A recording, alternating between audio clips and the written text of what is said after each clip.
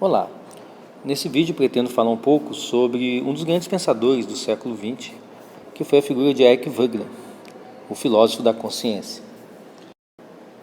Então, Eric Voegelin é alemão que teve sua vida intelectual, sua formação, digamos assim, realizada na Universidade de Viena e era doutor na universidade, um cientista político de renome na época, e que uma das características que foi desde cedo ele identificou os problemas do nazismo. Então Voegelin, mesmo no início, quando muita gente ainda via aspectos positivos na subida do nazismo ao poder, principalmente na questão da oposição ao comunismo, e Voegelin, ele, sem se aliar aos, digamos assim, partidários do comunismo, ele já identificava o nazismo como um grande problema, como a questão da ideologia.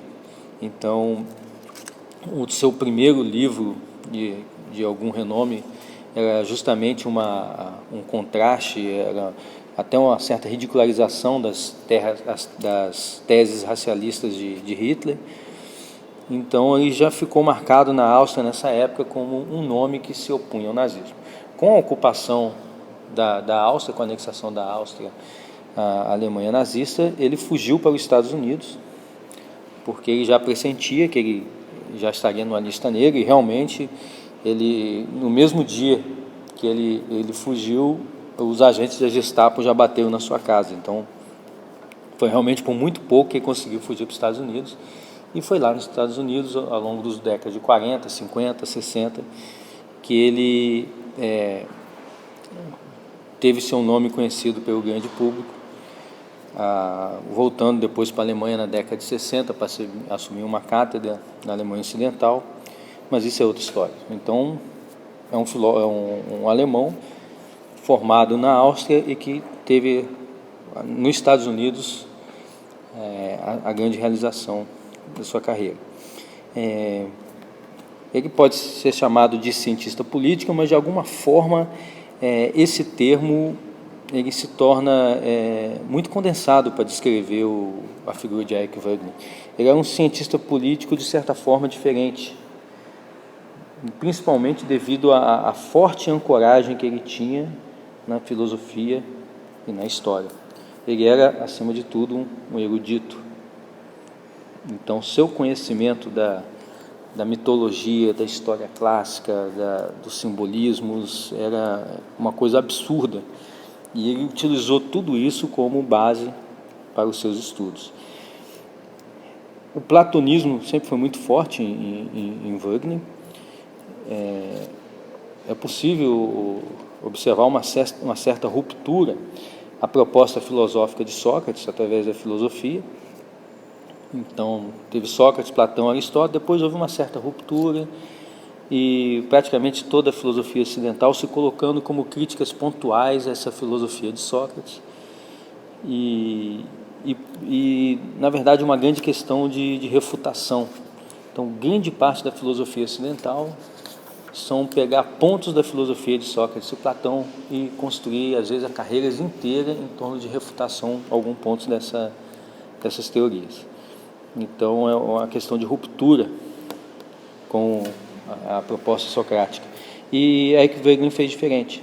Ele absorveu toda essa cultura filosófica de Sócrates, principalmente Platão, e deu continuidade. Ele rejeitou o que tinha que rejeitar, mas o cerne, a essência do pensamento de Sócrates e Platão, ele deu continuidade, indo além do que os mestres tinham proposto e apontado.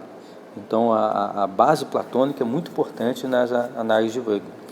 E daí surge essa frase que eu acho que resume muito bem a filosofia de Eric Voegelin e seu pensamento, que é: não estude filosofia, estude a realidade.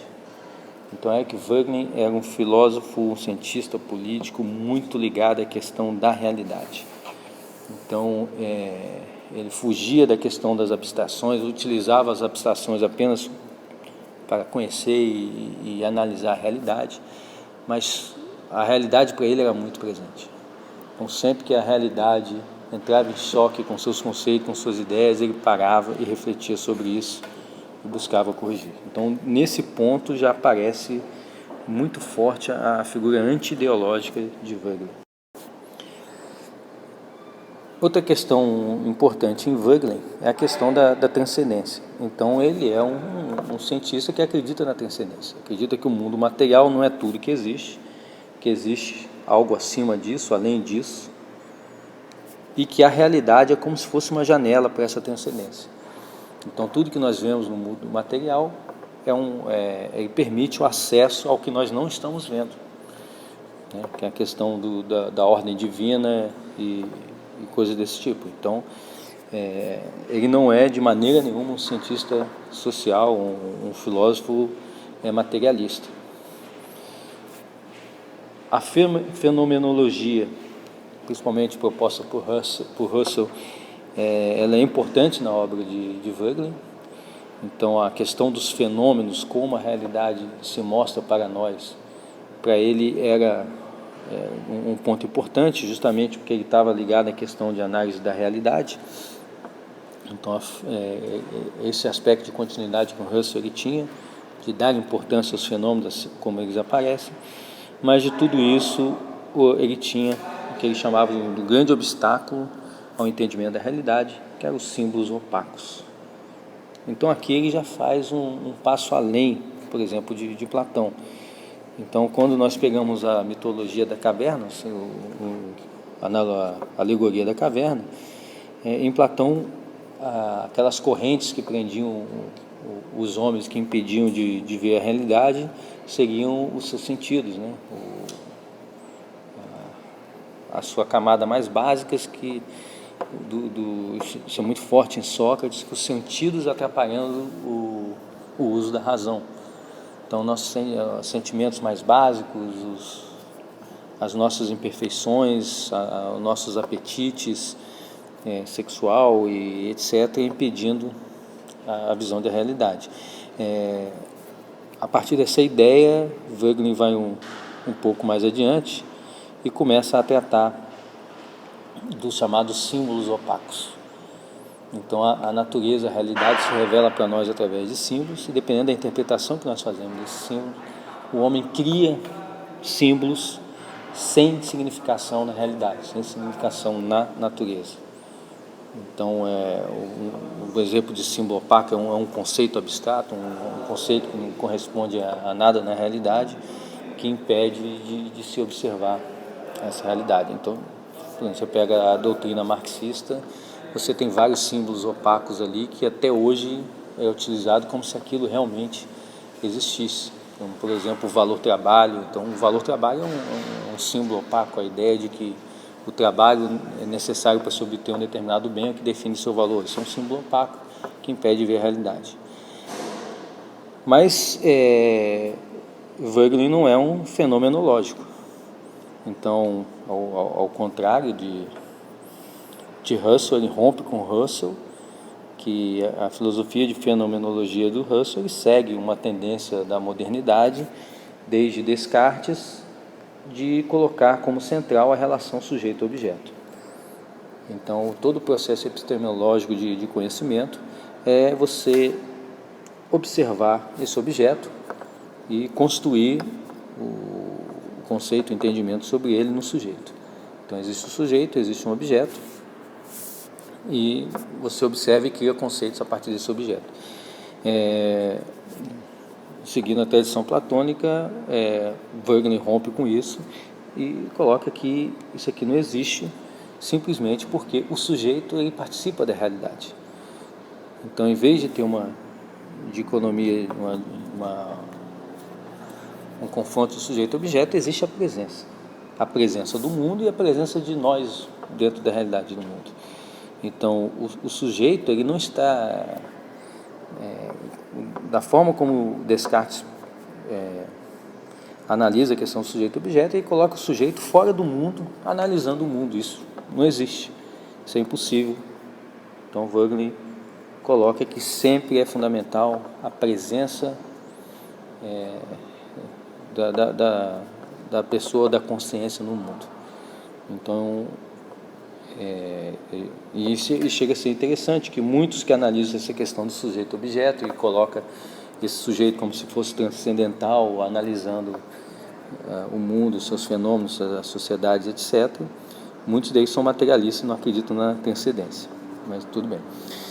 E vai aparecer muito forte em Wegener, praticamente todos os estudos de Wegener vai tratar da questão da história. Então ele sempre vai estar recorrendo na história, justamente porque a história traz o registro da experiência humana. É isso que ele busca através da sua análise histórica. Então, mais do que análise de fenômenos e aquelas análises que comumente nós encontramos no livro de história, Wegener está interessado no problema da consciência. Então, como a consciência humana se revela ao longo da história, como a natureza humana aparece na história. Então, o leque de observação de Wegener vai ser muito maior do que um historiador, normalmente muito maior.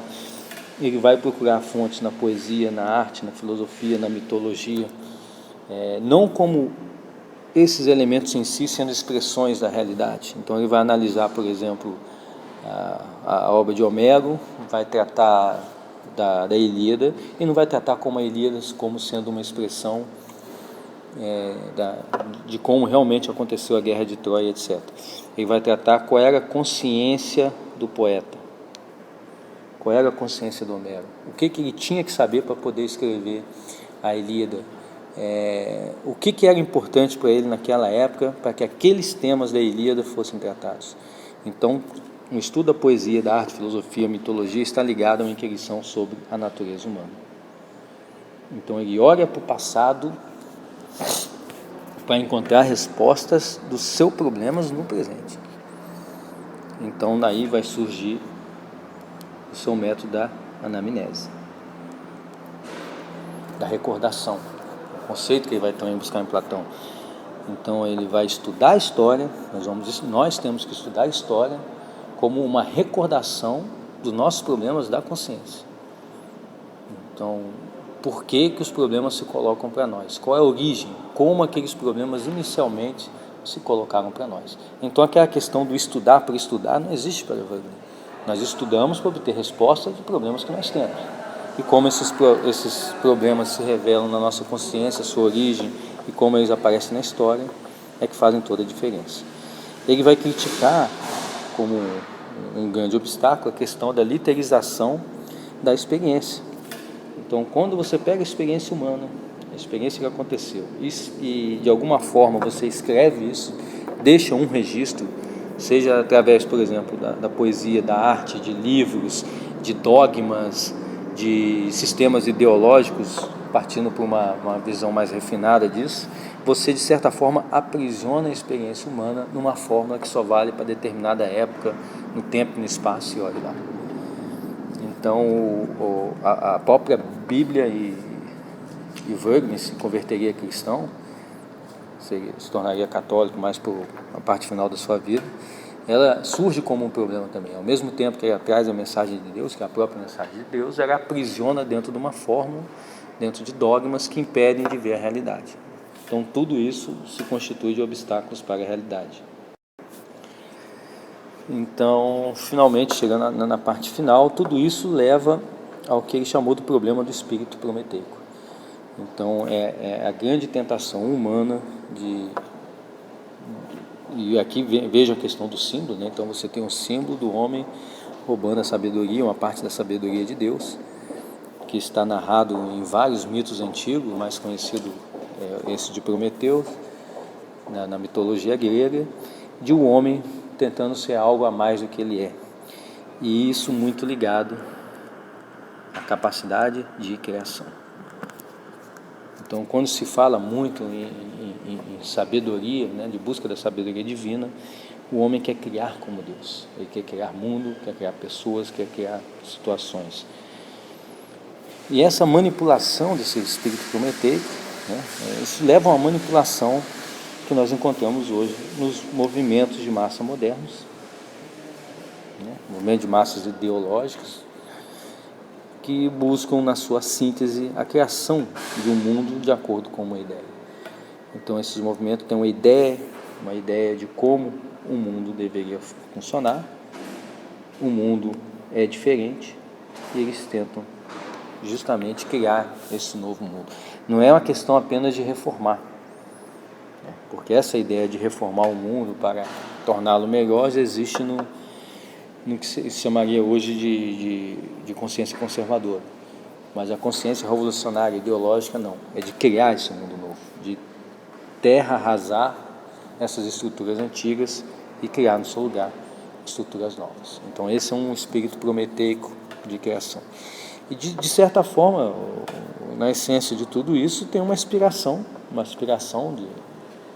desses ideólogos, dos responsáveis por esse sistema, de criar transcendência no mundo mundano. Então é aquela questão de construir o paraíso na Terra. E, segundo Wagner, essa aspiração transcendente em um reino mundano só tem uma única consequência possível, que é a miséria global.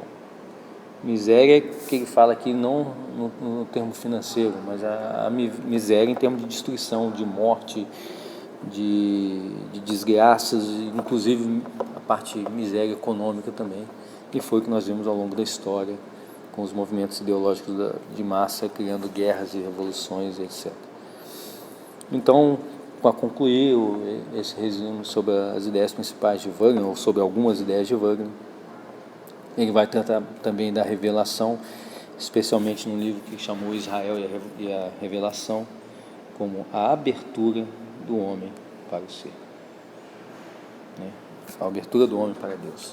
Então, todo o sentido dos estudos da humanidade é de permitir essa abertura para que nós possamos compreender além da primeira camada com que o mundo se revela para nós.